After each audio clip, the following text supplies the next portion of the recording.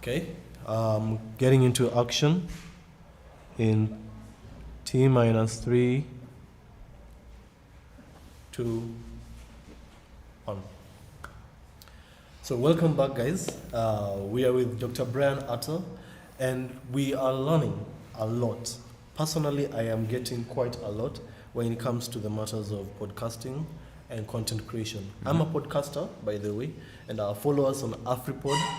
Follow us on Instagram and on YouTube to get us on this show. You'll be finding snippets of this show on our social media pages, and you'll find a fully recorded version of it on our YouTube page as well. And I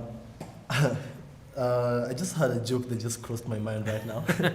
It's actually it's a media joke. Okay. Yeah, I don't know if you've heard of it. So there's this journalist, mm-hmm. and he invites his date over to his house. Okay.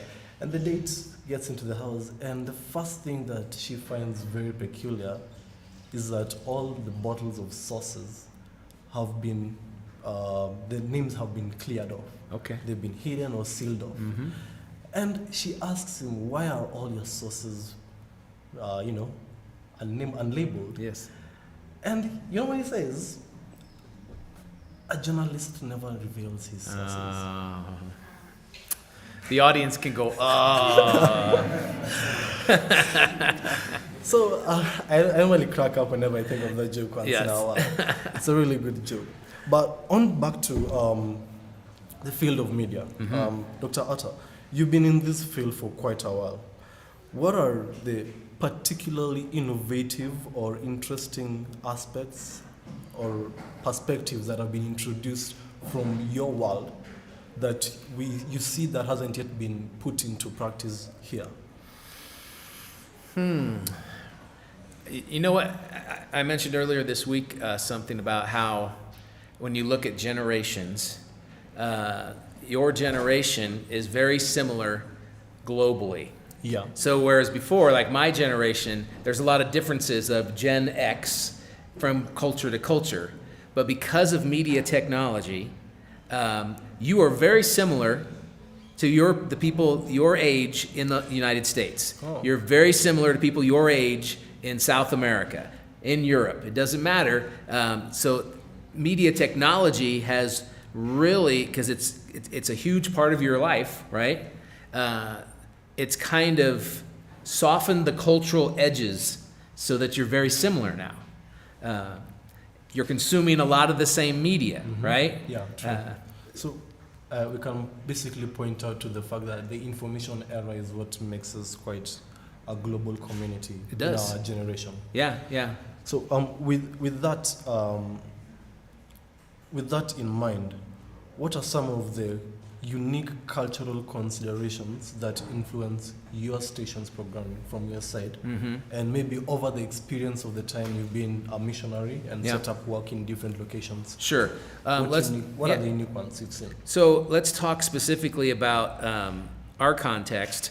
So our context, even though a radio station audio source is global now. Yeah. I mean, any of you can listen to my show. You can download the app onto your phone and listen to my show.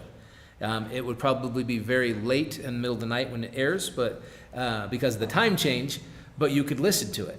But our show isn't a global show. Our show still focuses on the area that we reach with radio signals. All right? Spanish as well. So the Spanish culture in the United States is unique in different parts of the United States. So I have friends that have a radio station in Houston, Texas. And Houston, Texas is more influenced by Mexico because it's closer. And so the music that is listened to in that part of the United States would be different than the music listened to by Spanish speakers in Miami, Florida. Miami, Florida is very Caribbean in its culture. So their music tastes are a little different. So if you're doing a radio station, and I have this friend that's doing a radio station, and he has a radio station in Houston and Miami, and there's tension there because the music tastes are different culturally. Mm-hmm. So that's just one aspect. You have to know your audience. You have to understand your audience. You're creating a product for your audience. it's all about them. It's not about us at all. It's always about the audience and how we can create content that is going to engage them, connect with them, and in turn, how do we make them the star of the show and not us? So we're taking the focus off of us, and they still want to know stuff about us and our personal life, but we want to make them the star of our show in the long run. So you've talked about audience, and from my class, we want you to understand that audience is currency. Yeah. Yeah, you said content is king, distribution is queen, Right. and audience is currency in this. So Currency is an interesting word, though. Okay? Currency for a commercial radio station is money, yeah, right? Yeah. Currency for our radio stations, which is ministry, is not money. It's lives. So your currency could be defined in different ways. Yeah. I'd say it's a relative statement in itself. Yeah. So from that line of thought, how does your station normally approach local news and community engagement? Yeah. How do you guys integrate Sure. that and work around that? Okay, so the trend right now in the United States, probably happening here as well, is focused formats. Okay, Yeah. we're focused on a target audience. We're doing a specific thing. There are dozens of formats. Okay, traditionally, right now, music stations do not do news. We don't do news. We do weather reports, Yeah. but only in the morning. And because we're in so many cities and we have different frequencies, we localize that. So we have the local weather in that city. And that takes a little bit of work. But news we don't do because the audience is now different. If the audience wants news, or maybe a report on how the traffic is doing in their city, they go to the news channel. So there's one radio station and that's all they're doing is news. Our audience doesn't come to us for news. They come to us, they know exactly what they're going to get content-wise, product-wise, right? And so that's why they come to us. They don't come to us for news. The second half of that question? Oh, yeah, and community engagement. Yes, community engagement. Vitally important for media radio stations today. You have to go where your listeners are, which means be out in your community as much as you can. Our goal is to be in our community at least 3 times every week. You know, that can be in parades, that could be at concerts, festivals, sporting events. So we have displays. So we have an outdoor display. We have an actual tent that's logoed with our radio station. And we have a tablecloth that's logoed with our radio station. And then we have things we give away. Stickers, ink pens, bumper stickers for their cars, little flashlights, little things with our logo on them that the audience can take away and to remind them to listen to us, right? Yeah. But engaging in the community is also making a difference in the community. So we do that as well. We work with, so our purpose statement is 3 words: transformation through collaboration. We work with other entities, other groups. So we work with a ministry, a Christian ministry that gives away food. And so what we do is they come and they bring a semi full of food.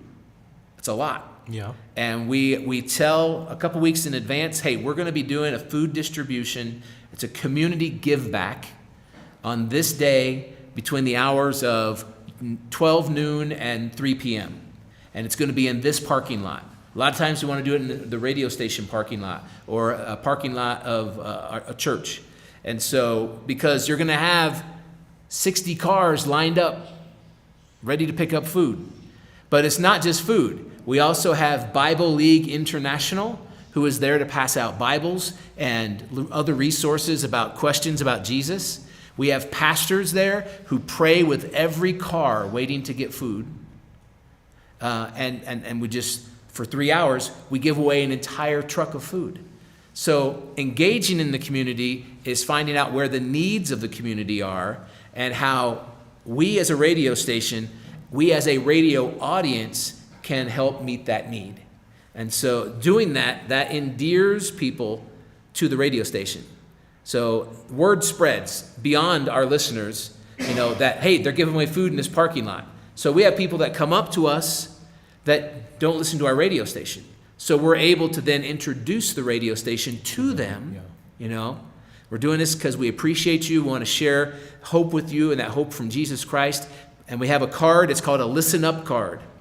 And on the back of that card, it's a black card in white letters. It says, "Need hope?" ?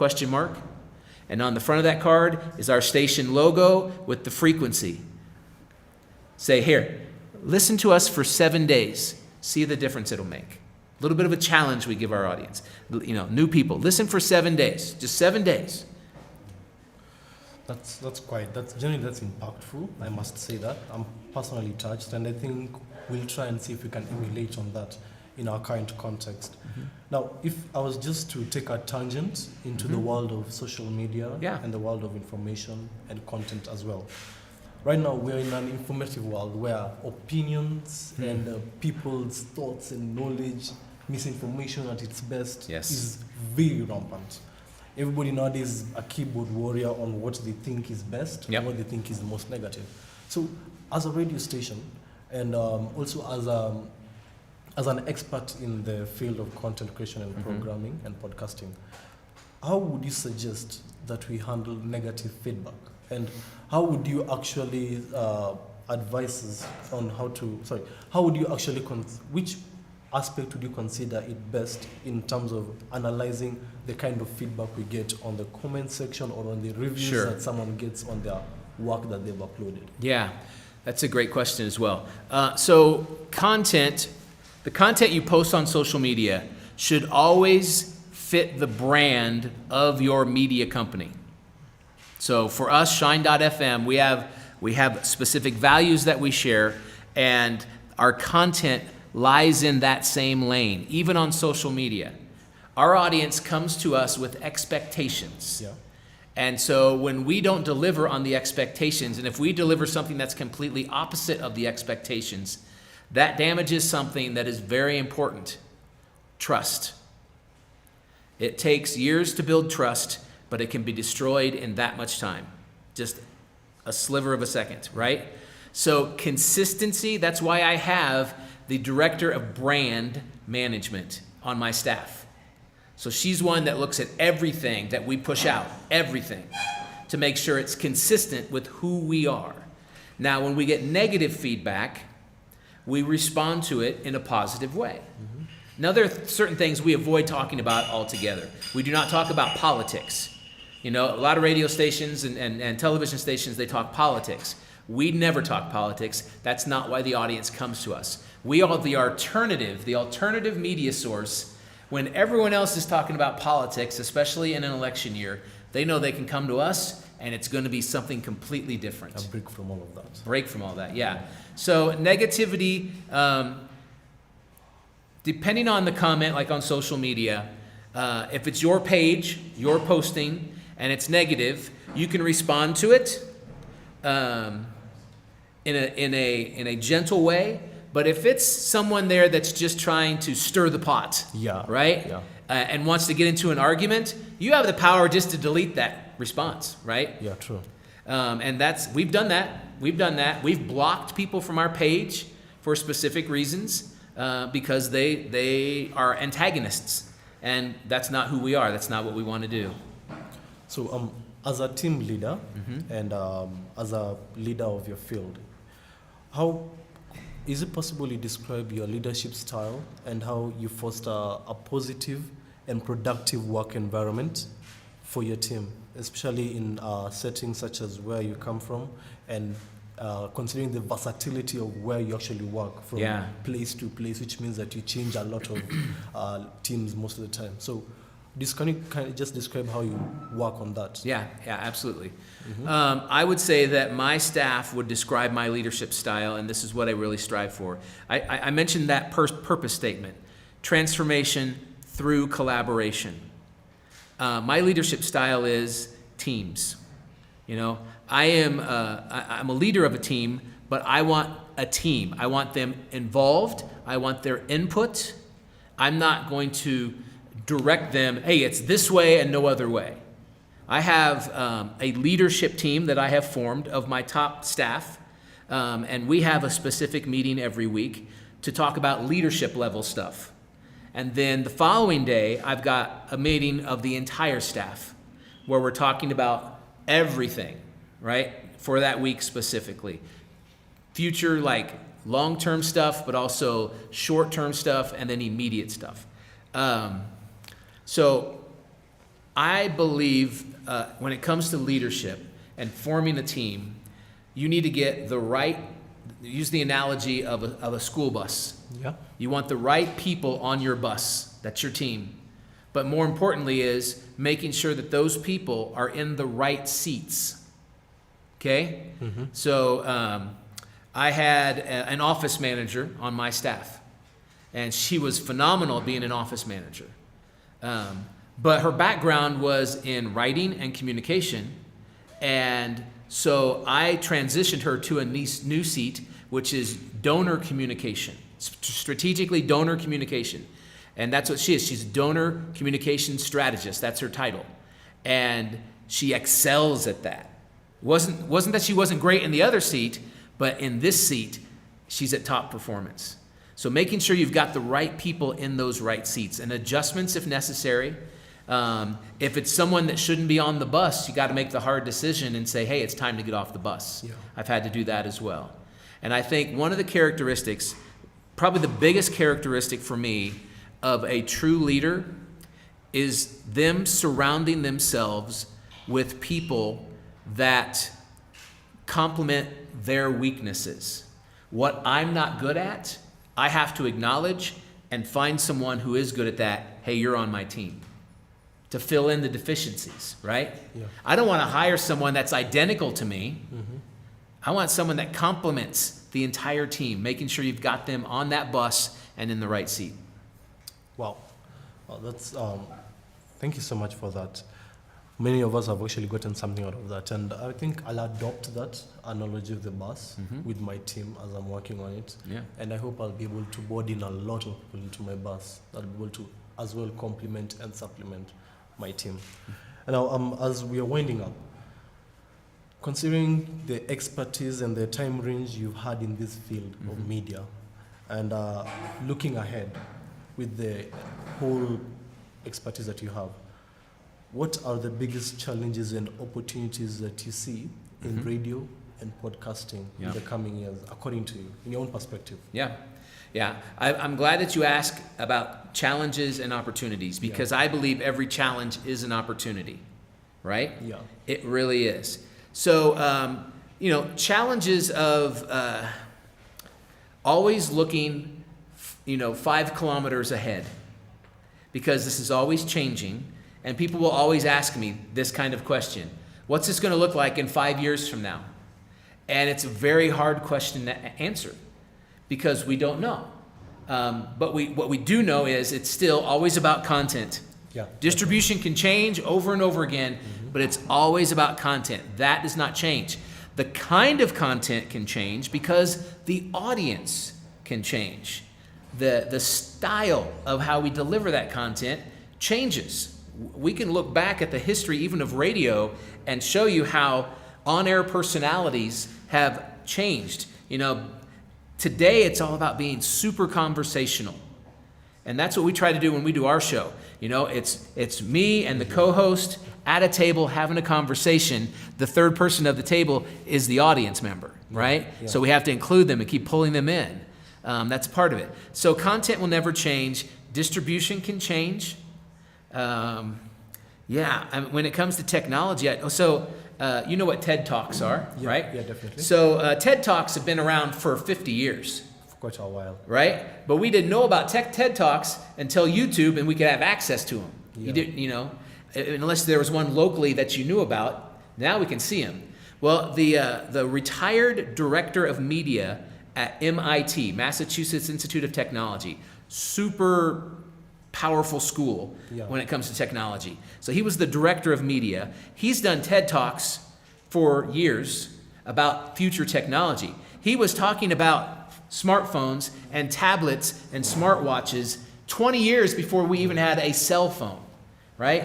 So he's predicting this technology. So when he retired, they had him do another TED Talk, and they did highlights of all the ones he'd done in the past and all the technology that he talked about that came true. So they asked him this question: in 20 years, what do you think technology will look like? Mm-hmm. He said, well, in 20 years, I'll probably be dead, so I can be wrong and it's going to be okay, right? He said this, and it's, again, future blows your mind. He says, we have always learned from visual and audible. We read books, we hear people teach us. He says, I think learning in the future, because of the way we have now mapped the brain, we know exactly where parts of the brain are that we learn things. So he says, we could be learning orally, where if you want to learn Shakespeare, you take a pill and it goes to that part of the brain and you will know Shakespeare. Now that's beyond comprehensive. You know, I don't know how that's possible, but is he going to be right? I don't know. Is he going to be wrong?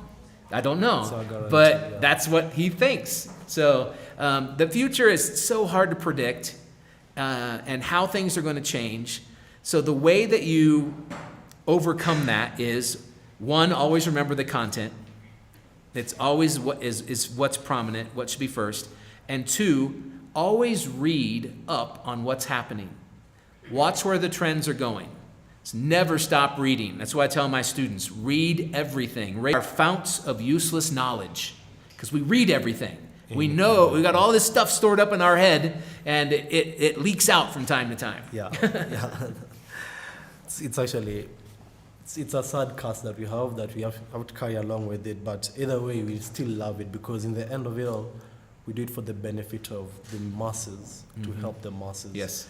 And as we are closing up, I think one takeaway I can have from here is that the world of radio, the world of media, the world of audio and radio majorly, is a world where it's you and your audience. It's not a matter of us anymore. You and one audience member. And one audience. Yes. So if I was to break it down to our audience out there who are watching this and listening to us there, if you're a podcaster, if you are a radio presenter, if you're a content creator, try and understand, does your audience relate to what you're giving them?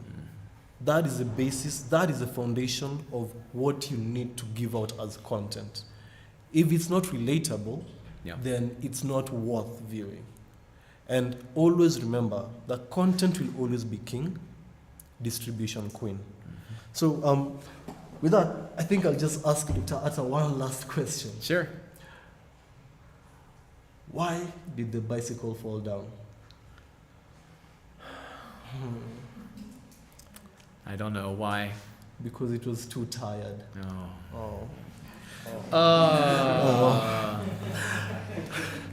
Anyway, ladies and gentlemen, that actually marks the end of our podcast and our show. Wherever you're listening to this from, wherever you're hearing this, we want to thank you for being a part of this. We are going to actually be uploading it. It will be recorded live on it will be recorded on our YouTube. YouTube, that is Afrina's page. Afrina's it is. You'll find it on our Instagram as well, links to this page. And also it will be a podcast, because this is a podcast initially. So on Spotify at Afripod, on Castbox at Afripod, and of course Google Podcast at Afripod. You'll find us there. Keep it tuned, keep it live, and don't forget to click the subscribe button and share to your friends all over. And with that, I want to thank Dr. Atta. Personally, I want to give a vote of thanks on behalf of Afripod, Afrinas, Mass Communication School, and Nazarene as a whole, for giving us this wonderful time, this really valued knowledge on these matters. Generally, we give you our heartfelt appreciation, because from this, we've been able to learn quite a lot. Personally, as a podcaster, as a journalist, and as a media student, I have gotten quite a lot that I am planning to implement as soon as possible. Do you have any final words to our audience and to our guests?